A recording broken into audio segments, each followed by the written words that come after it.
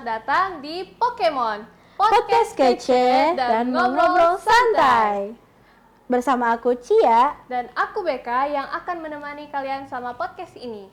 Ngomong-ngomong Beka, gak kerasa ya tahun ajaran ini udah mau selesai. Iya betul tuh Cia. Teman-teman kita di kelas 9 dan 12 sekarang lagi sibuk-sibuknya nih menyiapkan diri mereka untuk jenjang selanjutnya. Nah, oleh karena itu, pada podcast kali ini, kami sudah mengundang beberapa narasumber kece dari kelas 9 dan 12. Penasaran kan? Yuk kita langsung sambut saja adik-adik dan kakak-kakak kelas kita. Hai! Tak kenal maka tak sayang, kalau sudah kenal pasti jadi sayang. Supaya jadi sayang, kita kenalan dulu yuk dengan narasumber kita, mulai dari kiri saya. Halo semua, perkenalkan nama saya Kristo Veritas Timothy Panima, bisa dipanggil Kristo atau juga Timothy dari kelas 9C. Halo semuanya, perkenalkan nama saya Immanuel Swalang dari kelas 12A, bisa dipanggil Iman. Hai semua, perkenalkan saya Dinara Kania Mandagi Amaya Gita dari kelas 9B, bisa dipanggil Kania. Halo semua, perkenalkan nama saya Gabriela Bongkar, biasa dipanggil Lea, saya dari kelas 12B. Halo semua, perkenalkan nama saya Rendem Tombek, biasa dipanggil Rendem dari kelas 12A. Wah, kita udah gak sabar nih buat ngobrol-ngobrol bareng kalian hari ini. Pasti kalian punya banyak cerita dan pengalaman buat dibagikan sama teman-teman yang lagi nonton saat ini. Betul banget, apalagi kalian bakal menghadapi perubahan besar dalam studi kalian. Mungkin kalian sekarang lagi merasa bingung, khawatir, atau bahkan senang. Kayaknya perasaan kalian campur aduk ya? Nah, sebelum kita ngobrol lebih jauh, aku mau tanya ke kalian semua. Boleh nggak kalian sebutkan satu kata yang menggambarkan perasaan kalian saat ini? Mulai dari Kristo? Better. Semangat. Gembira. Menyenangkan. Excited. Wah, menarik banget. Ngomongin perasaan dan pengalaman kalian, sekarang kita mau tanya-tanya lebih dalam nih. Oke, untuk pertanyaan yang pertama, akan masuk ke jenjang SMP. Untuk Kristo, menurut kamu, apa yang membuat SDH berbeda dengan sekolah-sekolah yang lain? Oke Kak, nah ketika saya pertama kali masuk di Sekolah Deden Harapan Manado ini, saya merasakan perubahan yang 180 derajat dari sekolah lama saya. Karena pertumbuhan murid di Sekolah Deden Harapan Manado ini sangat diperhatikan. Baik dari hal yang kecil maupun juga hal yang besar itu diperhatikan. Untuk bagian metode belajar sendiri, kami itu jarang sekali ada ujian, tetapi ada namanya formatif 1, formatif 2, dan juga sumatif. Nah, bagian situ kami bisa terlatih untuk mempersiapkan diri ketika kami lulus dari Sekolah Deden Harapan Manado ini. Ada juga event-event yang out of the box di Sekolah Deden Harapan Manado ini, seperti Bukan Nusantara, atau juga Book Week, atau juga Art Week, dan masih banyak lagi yang membuat siswa itu bertumbuh dari aspek kerohanian, dari aspek apapun juga itu bertumbuh. Saya merasakan kehangatan dan juga keharmonisan dalam Sekolah Deden Harapan Manado ini atau komunitas Sekolah Deden Harapan Manado ini. Karena komunitas Sekolah Deden Harapan Manado ini adalah komunitas yang saling membangun satu sama lain. Jadi kita itu saling menopang satu sama lain sehingga disebutkan komunitas Shalom. Sehingga dari semua itu kita bisa, ketika kita lulus dari Sekolah Deden Harapan Manado ini, kita bisa mencapai profil lulusan yang ada. Kalau ada banyak sih profil lulusan yang saya tahu. Kalau itu saya mau sebutkan dua. Seperti servant leader atau pemimpin yang melayani, dan juga truth seekers. Bagaimana kita mencari kebenaran yang hanya berasal dari Tuhan Yesus Kristus saja sendiri. Oke, terima kasih Kristo. Selanjutnya ada Kania. Apakah ada tantangan yang kamu khawatirkan saat ini saat memasuki jenjang yang baru seperti jenjang SMA? Nah, kalau buat tantangan itu sudah pasti ada ya Kak. Meskipun nanti saya berencana lanjut SMA di SDH, jenjang yang baru itu sudah pasti juga menjadi lingkungan belajar yang baru gitu. Jadi di lingkungan yang baru, saya yakin pasti ada hal-hal yang tidak terprediksi. Jadi mungkin saya kaget lihat ini, lihat itu. Mungkin kalau secara spesifik sih yang saya sedikit khawatirkan di bagian tanggung jawab bertambah ya.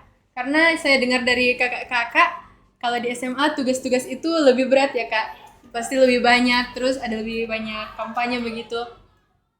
Dan dengan saya yang masih belajar untuk mengatur waktu, saya hanya bisa berharap saya ini bisa dengan sungguh-sungguh menggunakan waktu saya dengan baik untuk menyelesaikan segala tanggung jawab itu.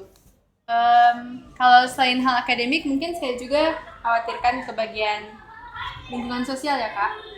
Karena sekali lagi di lingkungan yang baru itu hal-hal tidak terprediksi itu pasti ada. Jadi nanti di jenjang SMA saya yakin akan bertemu dengan tidak hanya teman-teman baru tapi juga guru-guru baru. Dan dari personal-personal yang lain itu saya yakin ada kepribadian-kepribadian yang mungkin saya baru kenal. Jadi di bagian itu saya berharap Tuhan bisa memberikan saya arahan untuk saya bisa beradaptasi dengan baik di jenjang yang baru. Itu aja sih Kak. Oke, terima kasih Kania. Selanjutnya pertanyaan kedua untuk Kristo. Keterampilan atau bidang apa yang ingin kamu pelajari ataupun dalami pada jenjang yang baru? Oke Kak, ketika saya SMA nanti, saya mau kembangkan bagian-bagian yang masih saya merasa itu kurang. Seperti bagian matematika dan juga IPA yang saya merasa masih kurang di bagian tersebut. Karena saya yakin ketika saya di Sekolah Dian Harapan Manado ini, saya bisa improve lagi pelajaran-pelajaran yang saya merasa masih kurang. Kemudian ada juga saya mau tingkatkan lagi bagian pengalaman-pengalaman saya dalam mengikuti lomba. Karena di Sekolah Dian Harapan Manado ini kami diberikan wadah untuk mengikuti perlombaan atau juga komunitas-komunitas yang ada di Sekolah Dian Harapan Manado, seperti komunitas Student Council atau komunitas lainnya. Oke, terima kasih Kristo. Dan pertanyaan kedua untuk Kania, adakah pertumbuhan dari segi akademik atau non-akademik atau karakter yang kamu rasakan selama bersekolah di SDH Manado? Iya Kak, sangat banyak banget sejujurnya.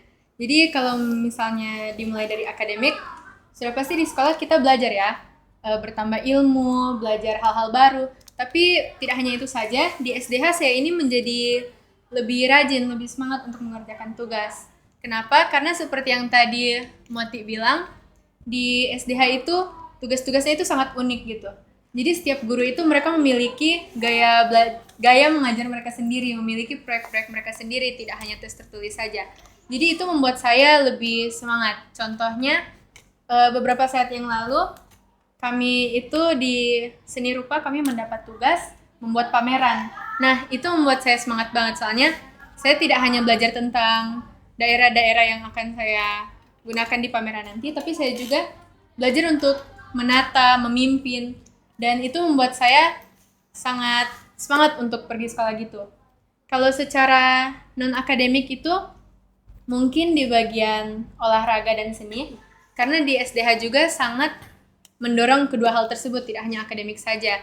Dengan fasilitas lapangan basket, ada kolam renang juga, saya itu bisa menjadi mendorong kemampuan saya untuk berolahraga di berbagai bidang. Dan kalau secara spiritual Kak, itu sudah sangat nampak. Karena sejujurnya sebelum saya masuk ke Sekolah Dian Harapan, saya itu belum terlalu dekat dengan Tuhan. Tapi sejak saya masuk ke dalam Sekolah Dian Harapan, saya merasa saya membangun relasi yang lebih dekat dengan Tuhan gitu. Karena di Sekolah Dian Harapan Manado, guru-guru dan leaders-leaders itu tidak hanya mementingkan akademik kita, tapi juga spiritualitas kita. Jadi dalam setiap tugas itu Kak, ada juga kayak nilai-nilai Alkitabiah kan Kak. Jadi di situ saya itu tidak hanya belajar di mata pelajaran PAK saja, di pelajaran agama saja, tapi saya juga belajar di mata pelajaran matematika, IPA, dan lain-lain tentang kuasa Tuhan. Itu Kak. Oke, terima kasih Kania. Nah, sekarang kita akan lanjut ke pertanyaan jenjang SMA. Mulai dari Kak Lea, apa momen paling berkesan yang pernah Kakak alami selama bersekolah di SDH? Baik, untuk menjawab pertanyaan tersebut, sejujurnya setiap momen itu sangat berkesan selama 3 tahun saya bersekolah di Sekolah Dian Harapan Manado ini. Tetapi yang menurut saya paling berkesan itu waktu kelas 10 Pekan Nusantara. Karena itu merupakan Pekan Nusantara pertama saya, dan di situ saya mengenal teman-teman saya lebih dalam. Di situ pun juga mengajarkan saya mengenai tentang kerjasama, dan juga di situ mengajarkan saya untuk lebih mengenal di manakah kemampuan saya, atau bisa dibilang melatih diri saya itu sebenarnya ke arahnya yang bekerja keras ataukah yang berpikir kritis seperti itu. Wah, Pekan Nusantara emang seru banget sih momennya. Nah, untuk pertanyaan selanjutnya kita lanjut ke Kak Iman. Ceritakan satu tantangan besar yang pernah kakak alami di SDH dan bagaimana kamu mengatasinya. Nah, jadi tantangan terbesar yang pernah saya alami selama saya bersekolah di SDA yaitu saat diri saya itu mempersiapkan pertandingan DBL atau Basketball Development League pada tahun 2024. Nah, pada saat itu coach menuntut latihan yang intensif sehingga saya itu harus mempertahankan nilai akademik saya dan juga mempertahankan kesehatan saya karena kami itu sering latihan setiap pulang sekolah. Nah, untuk mengatasi tantangan tersebut, tentu saja saya belajar untuk disiplin dan memanajemen waktu dengan baik. Dengan solusi tersebut, tantangan-tantangan yang telah saya bilang sebelumnya itu dapat terselesaikan dengan baik. Keren banget sih, ngebagi waktu untuk sekolah dan juga latihan pasti nggak gampang. Nah, untuk Kak Random, bagaimana bersekolah di SDH telah membantu kakak baik dalam mempersiapkan diri untuk jenjang selanjutnya ataupun dalam pengembangan diri kakak? Kalau bagi saya sendiri, selama bersekolah di SDH Manado ini telah membantu saya dalam mempersiapkan diri ke jenjang berikutnya, tentunya melalui nilai-nilai yang ditanamkan terkait dengan pengembangan diri, khususnya melalui proyek-proyek atau tugas-tugas yang ada yang mungkin bisa dibilang cukup banyak gitu ya. Namun bagi saya sendiri, hal itu sangat membantu saya dalam mempersiapkan diri ke jenjang berikutnya, karena saya jadi belajar bagaimana caranya untuk kita bisa mengatur waktu dengan baik sejak masa remaja, karena kemampuan itu akan sangat penting ketika kita nanti akan lanjut ke jenjang berikutnya atau ke dunia perkuliahan yang tentunya kita akan menghadapi tugas-tugas yang mungkin lebih besar atau lebih berat lagi. Dan selain itu di SDH juga proyek-proyeknya banyak yang dilakukan secara berkelompok. Nah, bagi saya tugas-tugas yang dilakukan secara berkelompok itu sangat menolong saya bagaimana saya mempersiapkan diri untuk ke jenjang berikutnya, karena saya jadi belajar bagaimana saya bisa bekerja sama dengan teman-teman dengan latar belakang atau mungkin pendapat yang berbeda-beda, karena di dunia perkuliahan nanti saya akan bertemu dengan orang-orang dengan latar belakang yang lebih banyak lagi dan lebih beragam lagi dari teman-teman di SMA. Dan juga tentunya seperti yang sudah di-mention oleh teman-teman tadi, bahwa murid-murid di SDH itu sudah sangat dipersiapkan secara holistis, karena tentunya pembelajaran di sini itu berbasis wawasan Kristen Alkitabiah. Setuju banget, proyek dan kerja kelompok di SDH emang bikin kita lebih siap untuk kedepannya. Nah, kembali lagi buat Kak Random, siapa guru di SDH yang paling menginspirasi kamu dan mengapa? Kalau dari saya sih, guru yang paling menginspirasi saya ada 3, yaitu guru-guru HRT dan partner di kelas saya, yaitu Ibu Harkiti, Ibu Yulinar, dan Bapak Pandia. Karena ketiga guru ini dengan begitu setia dan begitu tekun menuntun kami dan melatih kami untuk menjadi lebih baik lagi. Karena tentunya kami juga anak-anak kelas 12 memiliki ketertarikan, kepribadian, sikap ataupun latar belakang yang juga berbeda-beda. Namun ketika guru ini masih dengan begitu tekun, mereka terus mengajarkan kami walaupun kami mungkin sering membuat kesal atau mungkin membuat mereka marah, tapi mereka dengan penuh dedikasi mereka terus melatih dan mengajar kami begitu. Oh, guru SDH emang luar biasa ya. Bisa sabar dan terus support untuk murid-muridnya. Nah, untuk Kalea, jika kamu bisa memberikan satu pesan atau nasihat kepada adik-adik kelas di jenjang kamu, apa yang ingin kamu sampaikan? Baik, mungkin untuk pesan ataupun nasihat yang ingin disampaikan, yaitu untuk teman-teman semua, hargailah setiap kebersamaan yang ada, karena pasti teman-teman semua akan suatu saat akan merindukan momen-momen kebersamaan itu. Mungkin untuk teman-teman kelas 12 yang akan lanjut ke jenjang yang lebih tinggi nanti, pasti kita semua suatu saat akan merindukan momen-momen tersebut. Dan untuk teman-teman kelas 9 yang akan lanjut ke SMA nanti, yang mungkin udah tidak satu sekolah lagi, pasti akan merindukan momen-momen kebersamaan saat masuk sekolah atau dalam event-event kerjasamanya gitu.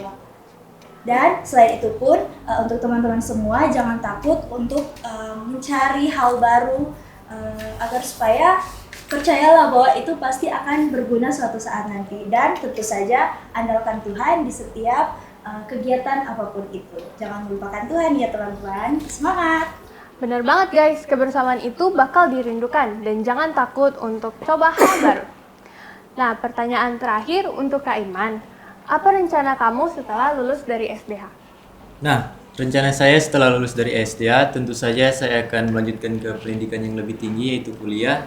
Jadi, dengan mengembangkan minat dan fokus saya, jadi saya itu berminat untuk memasuki jurusan sistem informasi. Di sana saya belajar untuk mengelola dan mencari solusi.